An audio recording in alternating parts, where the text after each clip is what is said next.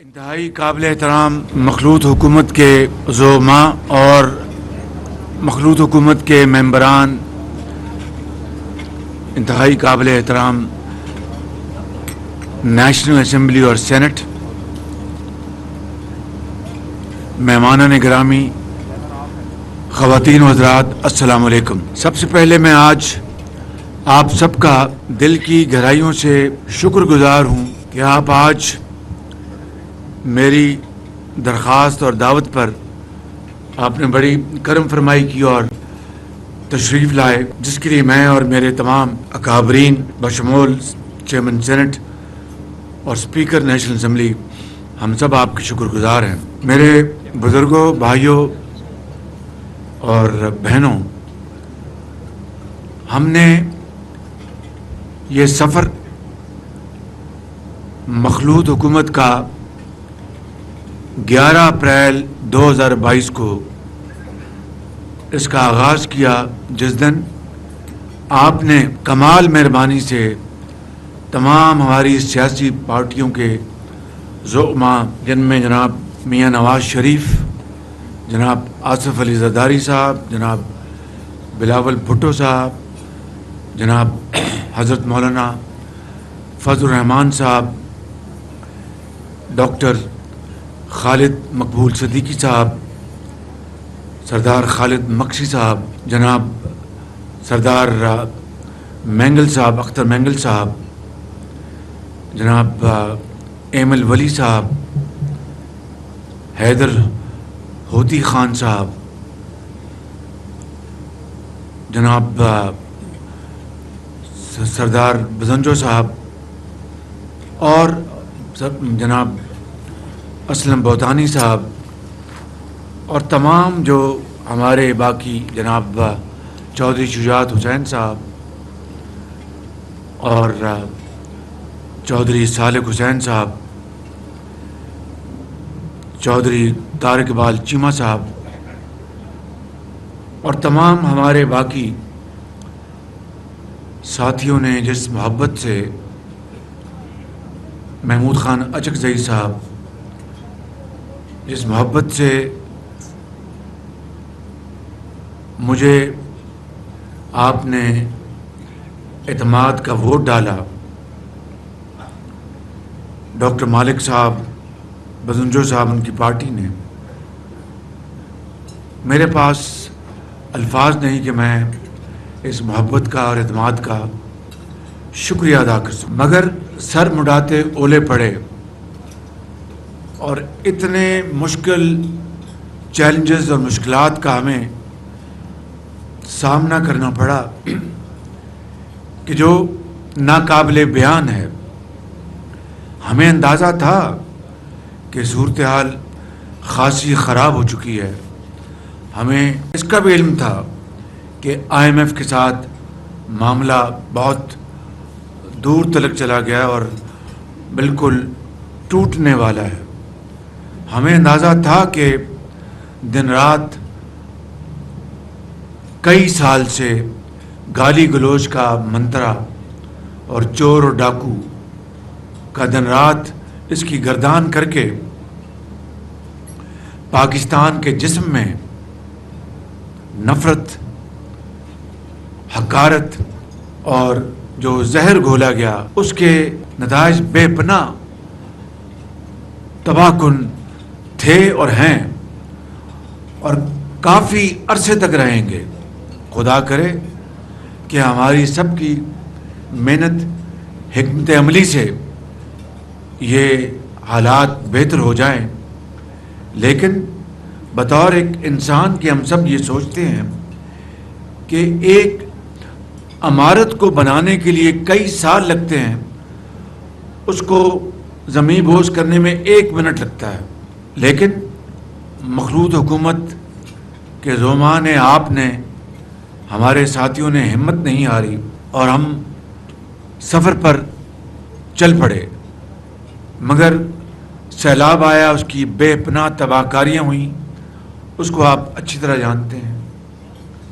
مہنگائی کا ایک طوفان، تاریخ کا سب سے بڑا طوفان مہنگائی کا، اس نے ہمیں آدھ بوچا اور غریب آدمی کی حالت غیر ہو گئی مہنگائی کے بوجھ سے. پھر سیاسی افراتفری جو ایک باقاعدہ ایک شیطانی ذہن کے ساتھ اور ایک سازشی ذہن کے ساتھ جو سیاسی افراتفری پیدا کی گئی عمران نیازی اور اس کے ٹولے نے، وہ آپ اچھی طرح جانتے ہیں. آج لانگ مارچ ہو رہا ہے، آج دھرنا ہو رہا ہے، آج فلاں جگہ گھیراؤ ہو رہا ہے، آج فلاں کو گالی دی جا رہی ہے، آج فلاں کو چور ڈاکو کہا جا رہا ہے. تو کوئی بھی دنیا میں ملک یا ریاست جب تک وہاں پر سیاسی استحکام نہ آئے، ترقی اور خوشحالی کا وہاں پر تصور بھی نہیں کیا جا سکتا. لہٰذا محسن داوڑ صاحب میں معافی چاہتا ہوں، نوابزادہ شاہ زین صاحب میں معافی چاہتا ہوں، میں آپ کا ذکر نہ کر سکا. بڑے ہمارے ساتھی ہیں تمام ہمارے اکابرین کی طرح، اور میں یہاں پر بڑے ادب سے اور انکساری سے کہنا چاہتا ہوں، لیکن فخر کے ساتھ، کہ چاہے وہ ایک پارٹی ایک ممبر پارٹی ہے یا 84 ممبر پارٹی یا 56 ممبر پارٹی، میں نے کبھی تفریق نہیں کی، تمیز نہیں کی. میں نے سب کو اللہ تعالیٰ کے فضل و کرم سے، احترام سے اور عزت سے میں نے ڈیل کیا. باقی انسان ہے، خدا انسان کرتا ہے، فرشتے تو نہیں کرتے. میں واپس آتا ہوں اپنی گفتگو کے اوپر. پھر IMF کا ہمیں بے پناہ ایک چیلنج تھا، اور اس IMF کے چیلنج نے آپ یقین کریں کہ میری نیندیں حرام کر دی تھی. آپ کچھ کر لیں، اسحاق ڈار صاحب اس بات پر بڑے الحمدللہ مطمئن تھے اور مجھے باقاعدہ حساب کتاب کر کے بتاتے تھے کہ شہباز شریف صاحب اگر IMF کا پروگرام نہیں بھی ہوتا تو ہم ڈیفالٹ نہیں کریں گے. خدا کرتا ایسا ہی ہوتا، لیکن IMF کا پروگرام نہ ہوتا اور ڈیفالٹ بھی نہ ہوتا، اس کے باوجود ہماری معیشت کی حالت غیر ہو جانی تھی. ڈالر کہیں ہوتا، روپیہ کہیں ہوتا. جو بڑے محنت سے یہ ہماری امپورٹس کو کنٹرول کر رہے تھے، اس کو مزید اس کے اوپر دباؤ آنا تھا، مزید اور بے پناہ دباؤ آنا تھا. اس سے آپ کی صنعت و حرفت اور زراعت وہ پیلی پڑتی، یہاں تک کہ لوگ اور بے روزگار ہوتے، سڑکوں پہ آ سکتے تھے. اور سب سے بڑھ کر جو ہمارے ملٹی لیٹرل جو انسٹیٹیوشنز ہیں، انٹرنیشنل جو ادارے ہیں، وہ بھاگ جاتے ہیں بالکل. چاہے وہ ورلڈ بینک ہے، چاہے وہ ایشین ڈیولپمنٹ بینک ہے، چاہے وہ دوسرے ادارے ہیں جو IMF کے ساتھ جب معاہدہ ہو کسی ملک کا تو فی الفور آتے ہیں کہ جناب آئیں، ہم آپ کو پیسے دیتے ہیں. میں اختصار کے ساتھ بات کر رہا ہوں کہ یہ بے روزگاری، مہنگائی، ڈالر کی اڑان وہ ہوتی کہ شاید کوئی اس کا اندازہ بھی نہیں کر سکتا تھا. اور اسی طریقے سے دوسرے معاملات. تو پھر پیرس میں اللہ تعالیٰ نے ایک موقع دیا، اور وہاں پر جب میری گفتگو ہوئی IMF کی مینیجنگ ڈائریکٹر سے، تو وہ پہلے آدھا گھنٹہ تو انتہائی وہ سرد ماحول میں ہوئی، اور انہوں نے مجھے تقریباً جواب دے دیا کہ وزیر اعظم اب ٹائم گزر گیا ہے. 30 جون کو یہ ڈیٹ ختم ہو جانی تھی IMF کی، بالکل 30 کے بعد کوئی پروگرام نہیں تھا. تو ان کا اب 7 دن رہ گئے، اب کیا ہو سکتا ہے یہ وہ. بہرحال میں نے اور میرے ساتھیوں نے جو کچھ ہم سے بن پڑی وہ ہم نے کوشش کی. اگر میں یہ کہوں تو غلط نہیں کہ ان کو خوشامد کی ان کی. میں ان کو بطور وائس پریزیڈنٹ ورلڈ بینک جانتا تھا، وہ پنجاب تشریف لائی تھیں. تو بہرحال قصہ کوتا 1.5 گھنٹے کی ملاقات کے بعد طے ہوا کہ آج رات ٹیمیں بیٹھ جائیں گی. میں نے ڈار صاحب کو گزارش کی، انہوں نے اپنے خدشات کا اظہار کیا. میں نے کہا نہیں اب ہمیں کرنا ہے. انہوں نے کہا جی یہ بعد میں پھر بدل جائیں گے. میں نے کہا اللہ مالک ہے. بہرحال میں فاسٹ فارورڈ کرتا ہوں، اللہ تعالیٰ نے بڑا کرم کیا اور اجتماعی کاوشوں سے یہ معاملہ IMF کو ہو گیا، اور اللہ تعالیٰ کے فضل و کرم سے آپ سب کے، ان تمام زعماء کے سر پر اللہ تعالیٰ نے ہما بٹھائی کہ آپ کے دور میں، عمران خان نیازی کے دور میں جو ڈیفالٹ کے خطرے منڈلا رہے تھے، وہ آپ کے دور میں اللہ تعالیٰ نے ختم کر دیے، اور پاکستان ڈیفالٹ سے نکل گیا بالکل۔ اب معاشی ترقی کا کیا طریقہ ہے، میں اس کی طرف ابھی 2 منٹ میں آتا ہوں۔ یہ ہے وہ معاملات جو آپ کے سامنے خارجی محاذ پر وہ تباہی کی عمران نیازی کی حکومت نے کہ میں آپ کو بیان نہیں کر سکتا۔ ان دوست اور برادر ممالک کے جو زعماء ہیں، انہوں نے مجھے خود بتایا کہ شہباز شریف صاحب، ہمارے ساتھ یہ ہوا، ہمیں اس طرح کی باتیں ہم سے کی گئیں اور ہم تک پہنچی، بتائیے۔ اور یہ بات کوئی راز نہیں ہے، یہ آپ کے سامنے ایک اوپن سیکرٹ ہے۔ وہ کون تھا شخص ملتان کا جس نے یہ کہا تھا کہ ہم ایک دوست ملک کے باوجود کشمیر کا مسئلہ حل کر لیں گے؟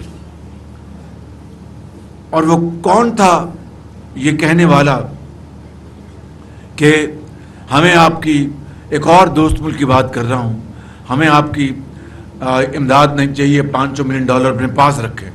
اب میں اس ملک کا نام نہیں لے سکتا، ایک بڑا پاکستان کا مربی دوست ملک ہے۔ چین کے بارے میں یعنی ایک کھلے انداز میں، ایک انتہائی شرمناک طریقے سے چین کے بارے میں الزامات لگائے گئے۔ یہ تھا وہ خارجی محاذ پر ایک بہت بڑا چیلنج جس کا اس مخلوط حکومت کو سامنا تھا۔ اور میں بغیر کسی لگی لپٹی کے اور بغیر کسی توقف کے یہ کہنا چاہتا ہوں کہ اس کے لیے پوری مخلوط حکومت اور خاص طور پر ہمارے وزیر خارجہ بلاول بھٹو صاحب نے، میں نے اور ہمارے ساتھیوں نے بے پناہ کاوشیں کی، اور کس طرح ہم نے ان کو راضی کیا، ہم اور آپ کا ہمارا خدا جانتا ہے۔ اور آپ نے دیکھا کہ اب چین کی زعماء آئے تو آپ کو وہی گرم جوشی محسوس ہوئی جو پہلے ہوا کرتی تھی۔ مگر یہ جو گزرے ہیں 4.5 سال، شدید سرد خانے میں چلے گئے تھے یہ تعلقات، سرد موری کا شکار تھے کہ شاید تاریخ میں اتنے تعلقات میں اتنی سرد موری کبھی نہ آئی ہو۔ اور جس ملک نے $25 ارب سے زیادہ آپ کے ملک میں سرمایہ کاری کر دی ہو، اور اس کے بعد ان کی سرمایہ کاری کے جو منافع یا ان کا جو پیسے واپس جانے تھے، اس میں بے پناہ وہ تاخیر کا شکار ہو گئے ہوں، اور کبھی انہوں نے منہ سے ایک لفظ نہ نکالا ہو، اور ان کے بارے میں وزیر اعظم ہاؤس کے اندر اور باہر جو الزام تراشیاں ہوتی تھیں، میں آپ کو بتا نہیں سکتا۔ میں نے بتا دیا کہ 45% جو کرپشن یا کمیشن کا ڈائریکٹ مجھ پر انہوں نے الزام لگایا اس حکومت نے، تاکہ چائنا کو پاکستان کے 22 کروڑ عوام کے سامنے امبیرس کیا جائے۔ اب بتائیں کہ جس ملک نے جنگوں میں آپ کا ساتھ دیا ہو، امن میں آپ کا ساتھ دیا ہو، اقوام متحدہ میں آپ کا ساتھ دیا ہو، پاکستان کے جو حساس معاملات کے اوپر جنہوں نے آگے نکل کر پاکستان کا ساتھ دیا ہو، اور کبھی یہ بھی نہیں کہا کہ یہ حساس معاملہ ہے، اس کو دیکھ لیں، اس کی بہت جہتیں ہیں، انہوں نے کبھی دوسرا سوال نہیں کبھی کیا۔ انہوں نے 71 کی جنگ میں ہندوستان سے 800 بھیڑوں کا انہوں نے مطالبہ کر دیا کہ واپس کریں۔ اس چین کے اوپر آپ الزام تراشی کے نشتر آپ دن رات ان کے اوپر برسا رہے ہیں۔ اس سے بڑا ظلم، زیادتی، پاکستان کے ساتھ دشمنی کی مثال میں بلا خوف تردید کہہ سکتا ہوں کہ 72 سال میں اس کی مثال نہیں ملتی۔ تو میرے بزرگوں، بھائیوں اور بہنوں، یہ ہے وہ صورتحال جس کا 15 ماہ یا 15.5 ماہ اس مخلوط حکومت نے جس کا سامنا کیا، اور پھر IMF کے ساتھ معاہدہ کرنے کے لیے جو ہم نے اپنی شرائط پوری کرنی تھی اس کے علاوہ $6 بلین کا جو فارن ایکسچینج گیپ تھا، انہوں نے فائنانس منسٹر صاحب نے بڑی محنت سے $4 ارب کا انتظام کر لیا. باقی $2 ارب کا انتظام وہ ہونا تھا. اس میں سے $2 ارب سعودی عربیہ نے دیے، $1 ارب UAE نے دیا، $1 ارب اسلامک ڈیولپمنٹ بینک نے دیا.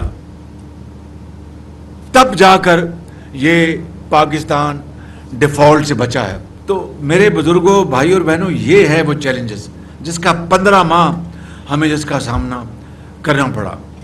اور یہ بات آپ ذہن میں رکھیں کہ پوری مخلوط حکومت کے وزراء، چاہے وہ پیپلز پارٹی کے ہیں، چاہے وہ JUI کے ہیں، چاہے وہ MQM کے ہیں، چاہے وہ ANP کے ہیں، چاہے وہ خالد مکھی صاحب کی پارٹی کے ہیں، چاہے وہ مینگل صاحب کے ہیں، انہوں نے بھرپور تعاون کیا، محنت کی اور اس ملک کے معاملات کو سلجھانے میں اپنا کلیدی کردار ادا کیا. چونکہ فائنانس کسی بھی ملک کی ریڑھ کی ہڈی ہوتی ہے. وسائل ہوں گے ملک چلے گا، وسائل نہیں ہوں گے تو ملک کنگال ہو جائے گا. اس کے لیے یقیناً ہمارے وزیر خزانہ بہت ستائش کے لائق، انہوں نے دن رات محنت کی اور خاص طور پر IMF کے پروگرام کے موقع کے اوپر انہوں نے کوئی کسر نہیں چھوڑی. اللہ تعالیٰ کے فضل و کرم سے ڈیفالٹ کا خطرہ دفن ہو گیا.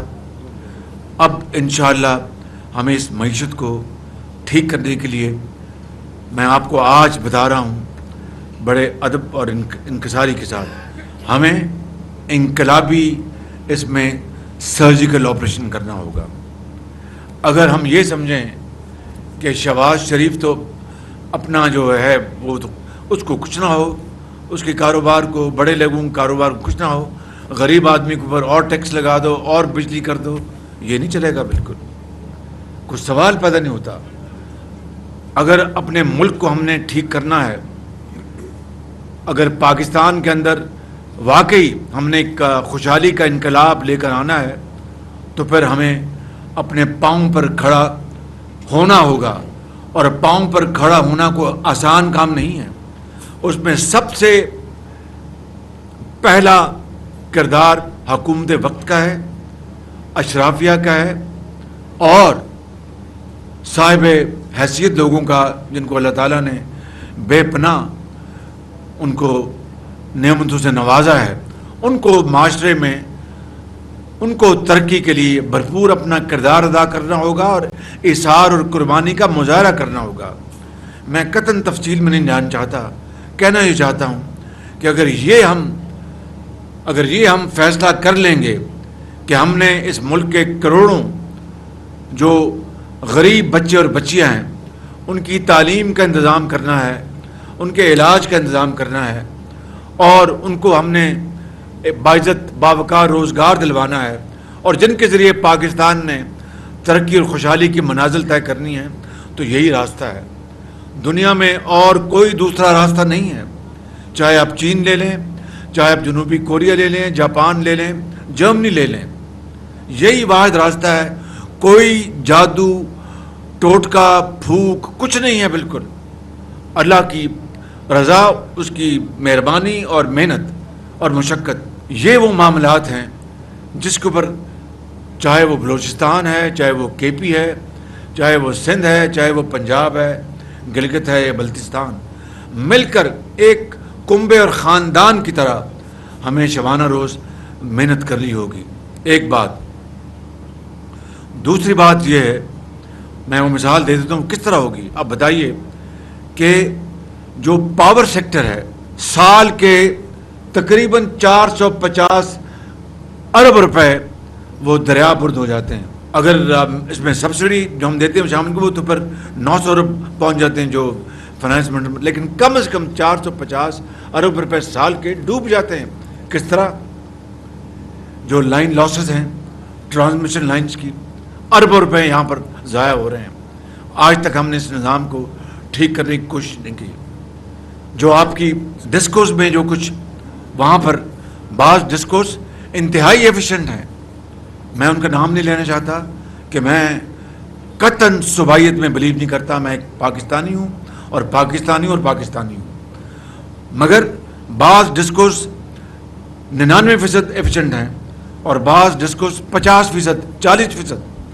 اور وہ کیا ہوتا ہے جو 99% ایفیشینٹ ہیں وہ جو لاس کر رہے ہیں وہ وہاں پر کراس سبسڈی ان کو وہ سبسڈائز کرتے ہیں. یہ تو طریقہ نہیں ہے بالکل. تیسری بات، بے پناہ بجلی چوری. اور بجلی چوری غریب آدمی نہیں کرتا، جن کے پاس وسائل ہے اثر وہ بجلی چوری کرتے ہیں.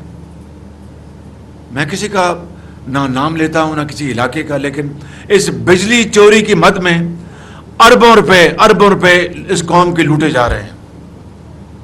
اور آخری بات اس مد میں کہ جو بلوں کی، اس کا بل اس کو بھجوا دیا، اس کا بل اس کو بھجوا دیا، اس کو کہا کہ اتنے پیسے دے دو. یہ ایک مثال بتائی میں نے آپ کو جو کہ معاشرے کے تمام جو جہتیں ہیں، تمام جو دوسرے شعبہ جات ہیں ان کی یہ عکاسی کرتی ہے.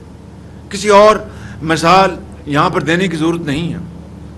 تو یہ ہیں وہ چیلنجز میرے بزرگوں، بھائی اور بہنوں، جن کا سامنا آپ کو آئندہ آ کے کرنا پڑے گا. جب آپ دوبارہ انشاءاللہ آپ منتخب ہو کے آئیں گے تو وہ موقع ہوگا کہ جب انقلابی اقدامات اٹھانے پڑیں گے. کوئی بھی حکومت ہو، اللہ تعالیٰ جس کو بھی دے گا اپنے الیکشن کے نتیجے میں ہم اس کا احترام کریں گے، مگر ہمیں اللہ تعالیٰ نے موقع دیا تو اس کے علاوہ اور کوئی چارہ کار نہیں ہے. مجھے لوگ کہتے ہیں کہ جناب شہباز شریف صاحب آپ کو بہت مبارک ہو کہ آپ نے بڑی اچھے طریقے سے یہ مخلوط حکومت، اتحادی حکومت چلائی.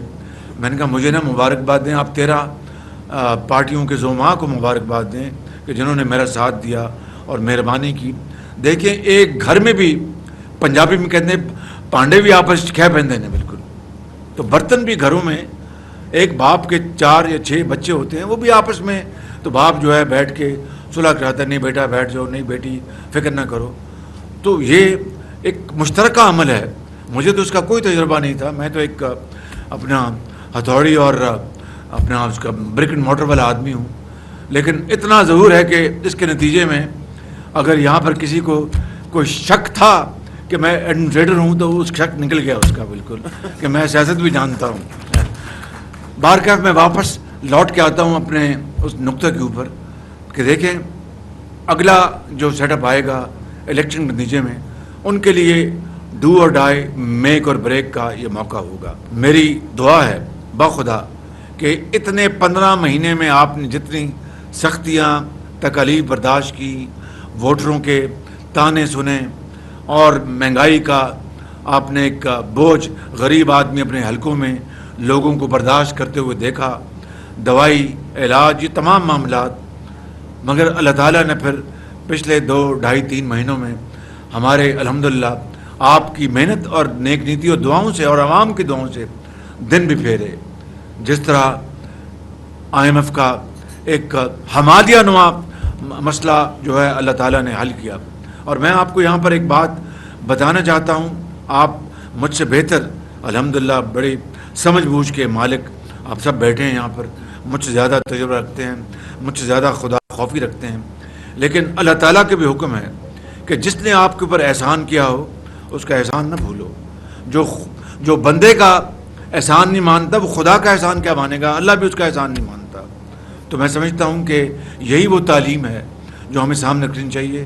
چین کو آپ کو زندگی بھر نہیں بھولنا چاہیے. پچھلے 3.5 مہینے میں چین نے آپ کو $4.5 ارب، یہ پچھلے 3 مہینے میں، اور میں آپ کو لکھ کے دینے کو تیار ہوں آن مائی بلڈ. اگر چائنا نے $4.5 ارب پچھلے 3.5 مہینوں میں نہ دیا ہوتا تو IMF سے بہت پہلے ہم ڈیفالٹ کر گئے ہوتے. بالکل ہمیں وہ اگر پیمنٹس دینی پڑ جاتی جو چین نے ہمیں واپس کر دی. ہے کوئی ایسی مثال کہ $25 ارب کی سرمایہ کاری کی ہو، اس کے اوپر منافع جو ان کو ملنا ہے بجلی کے منصوبوں میں $400 ارب وہ اس وقت ان کا پڑا ہوا ہے جو کہ ہمیں ان کو دینا ہے، منافع نہیں دے سکے. اس کے اوپر $4.5 ارب انہوں نے دیا آپ کو. سعودی عرب نے آپ کو $2 ارب دیا، UAE نے آپ کو $1 ارب دیا. قطر بھی اگر ہم ان کو کہتے تو وہ بھی کچھ مدد کر دیتا. کب تک یہ معاملہ چلے گا؟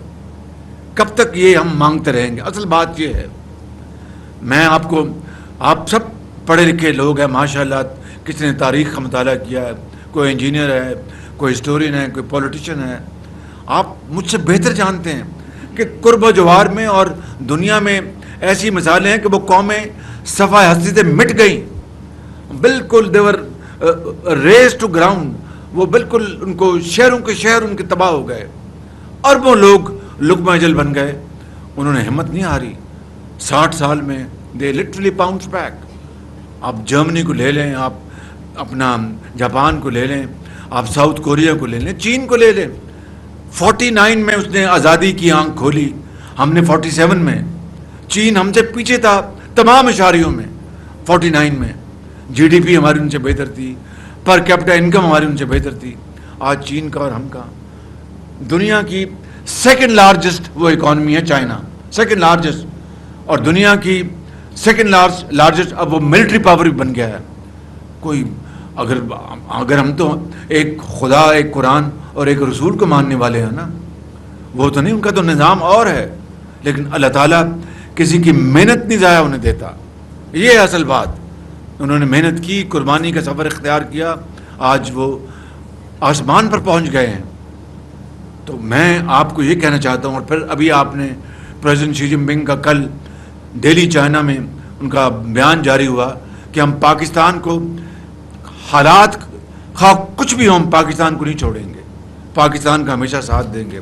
اس سے بہتر اور کیا ہمارے لیے دم غنیمت ہو سکتا ہے. تو آج ہمیں فیصلہ یہ کرنا ہے کہ کشکول کے ذریعے زندگی باقی ایام گزارنے, یا کشکول توڑ کر چین, سعودی عربیہ, قطر, یو اے ای اور دوسرے ممالک کے ساتھ مل کر ہم سرمایہ کاری لے کے آئیں اور یہاں پر ملک کی تقدیر بدل دیں. یہ بطور مقننہ کے یہ آپ کا اختیار ہے, بطور حکومت کے کل پرزوں کا اختیار ہے, اور بطور تمام وہ طبقے معاشرے کے جن کو اللہ تعالیٰ نے قدرت دی ہے, جن کو یہ ہمت دی ہے کہ وہ ملک کی تقدیر بدلیں, یہ ان کی ذمہ داری ہے. اور قوم یقیناً یہ بہت جری قوم ہے, وہ ان کے پیچھے کیوں نہیں لگے گی آپ کے پیچھے, اگر ان کو پتہ ہوگا یہ ہمیں صحیح راستے پہ لے کے جا رہے ہیں. مگر ہمیں اس بات کا عہد کرنا ہوگا, زبانی تقریروں سے یہ بات نہیں چلے گی, صرف اور صرف عمل سے. نہ یہ نوری ہے نہ ناری ہے, بالکل یہ قطعاً اس میں 100% صداقت ہے. نہ یہ نوری ہے نہ ناری ہے, صرف عمل ہے, اس سے دنیا اور زندگی بنتی ہے. میں آخر میں تمام زعماء کا جو یہاں پر موجود ہیں, جو یہاں پر نہیں موجود, ان کا میں دل کی عطا گرائیوں سے شکریہ ادا کرنا چاہتا ہوں, بشمول اپنے قائد میاں محمد نواز شریف کے, اور آپ تمام ممبران قومی اسمبلی, تمام پارٹیز کے جو ممبرز ہیں یہاں پہ, جو یہاں پر نہیں بھی موجود, تمام سینیٹرز کا میں آپ سب کا دل کی گہرائیوں سے شکریہ ادا کرتا ہوں کہ آپ نے مجھ پر اور میری حکومت پر آپ نے پورا اعتماد کیا اور پارلیمان میں پورا ساتھ دیا. میں اس کا میرے پاس الفاظ نہیں کہ میں کس طرح آپ کا شکریہ ادا کروں. اور یہ بھی میں کہنا چاہتا ہوں کہ اگر مجھ سے کچھ کوتاہی ہوئی, غلطی ہوئی, تو میں بالکل بڑے ادب سے آپ سے معافی مانگتا ہوں, کیونکہ انسان ہی خطا کار ہے, اللہ تعالیٰ درگزر کرنے والا ہے. تو میں آپ سب سے فرداً اور اجتماعاً اگر مجھ سے کوئی غلطی ہوئی تو میں آپ سے معافی چاہوں گا, لیکن یہ یادیں, یہ محبت ہمیشہ میری زندگی کا حصہ رہیں گی اور ایک اثاثہ بن کر رہیں گی انشاءاللہ. آخر میں جناب اسپیکر کا شکریہ ادا کرنا چاہتا ہوں. انہوں نے بہت کمال طریقے سے ہاؤس کو چلایا, ہاؤس کو پوری انہوں نے عزت دی, اور ہاؤس کو انہوں نے پوری طرح بڑے وقار کے ساتھ چلایا, سمجھ بوجھ کے ساتھ چلایا ماشاءاللہ. اس کے ساتھ میں چیئرمین سینٹ کا میں ان کا بھی بہت شکر گزار ہوں, گو کہ یہ آزاد منتخب ہو کر آئے تھے اور مختلف حالات میں آئے تھے, لیکن انہوں نے بے پناہ اچھے طریقے سے ہاؤس کو چلایا, سینٹ کو چلایا, اور میں نہیں پوری دنیا ان کی زبردست قابلیت کی قائل ہے ان کی. تو میں ان کا بھی شکریہ ادا کرتا ہوں, اور یقیناً ان دونوں صاحبان نے اس پارلیمان کو بڑی عزت دی, بڑی توقیر دی. میں آخر میں آپ سے اجازت मांगने से पहले ये गुजारिश करूँगा कि ये जो 15 माह गुजरे हैं हमारे इत्तेहादी हुकूमत के, ये मेरे और आप सब के लिए एक चैलेंज भी है, इसमें सबक भी है और इसमें सीखने के लिए बहुत कुछ है।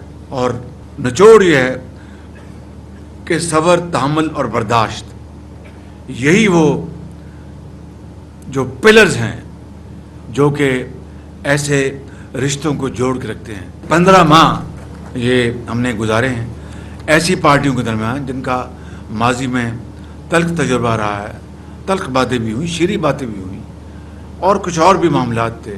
तो किस तरीके से तमाम पार्टीज़ के ज़ुमा ने अपनी कौमी ज़िम्मेदारी को पहचाना, ऊंच नीच को बर्दाश्त किया और मामलात को आगे ले गए, चाहे वो बलूचिस्तान के ज़ुमा है या सिंध के ज़ुमा है या पंजाब के या केपी के। मैं सबको खराज तहसीन पेश करता हूँ और इन सबको मैं सलाम पेश करता हूँ अपने कायद मियाँ मोहम्मद नवाज शरीफ के ज़रिए। मैं आपका बहुत शुक्रगुज़ार हूँ।